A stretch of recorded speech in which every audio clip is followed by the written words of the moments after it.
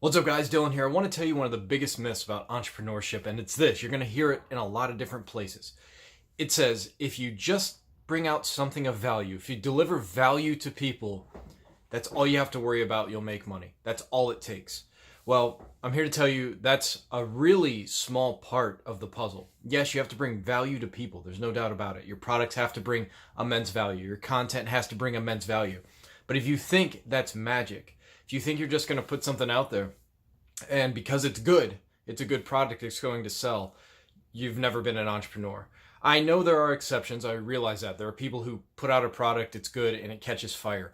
But what you're seeing, those success stories, are the rare success stories. Most of the time, you have to have a product that has a lot of value. People getting more for their money, especially if it's a digital product, more for their money. And then you have to have skills, techniques, and strategies to promote, market, and sell your product. You have to know how to run Facebook ads, more than likely. You have to know how to do SEO. You have to have skills to do it. You have to know how to copyright. If you just think you're going to start a company, you have a great product, and you're going to suddenly become a millionaire because you have such a great product, it's not going to happen. You know, I go on YouTube a lot, and when I'm on there, I'm always going around looking for new music. It's amazing how much good music is out there that has 5,000 views.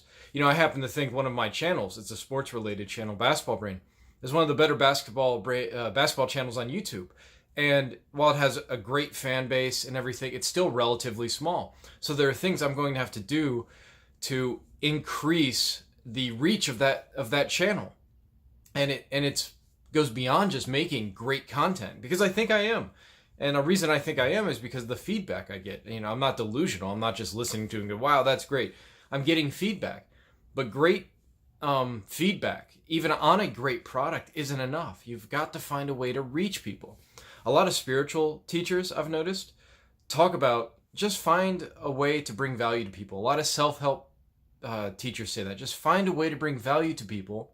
And if you do that, you're going to, you can kind of sit back and just wait and the money's going to roll in. In my experience, and every entrepreneur I've talked to, that has not been the case. As a matter of fact, most of them say, you know, it wasn't until I learned X strategy. Now, you have to have the psychology to stick with it. You have to have the psychological wherewithal to participate in a marketplace that's cutthroat. That takes a lot of psychological robustness. But at the same time, you cannot just think that's enough to be psychologically tough and to have a great product. You're fooling yourself. It ain't gonna happen, okay? So I've had friends who've developed software that was just fantastic, and guess what? They're broke. They're penniless. They have nothing. And for a long, long time, I was too. And when my business starts to dip, because every business dips, well, when it starts to dip, I start to ask myself, am I falling into that old myth that just because my product's good, it's going to sell? It won't happen. It's sad to say, but it just doesn't work like that. So you have to have strategies. You have to know the algorithms of, for instance, I'm learning about YouTube algorithms and how important watch time is, and thumbnails and titles, and how to get better keywords and make sure those keywords are at the front of the YouTube video. It's an ongoing learning process. You know, if it was just about creating quality products and that would make you rich, there's a lot of people who can create quality products. There's a lot of talent out there. It's scary to think about a lot of the products you're buying probably aren't the best products. You know, you've found good products that have great marketing and great strategy behind them. The best products, you may never find it. You'd have to search and search and search to find the very best. Now, let me change arms here. I'm getting a little tired. The idea that, or the conception that you can sit back and relax as money will roll in just because your product's good. I've told my friends, I think you could have the cure for cancer, and it might not sell if you don't know how to market it.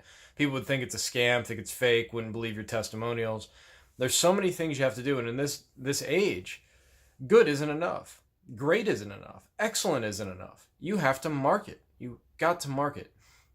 I mean, we think the iPhone is just a great product, and that's true. But when it first came out, the way Steve Jobs marketed it was fantastic. It was incredible. He had these great products. Even before the iPhone, he marketed it. He knew how to reach people.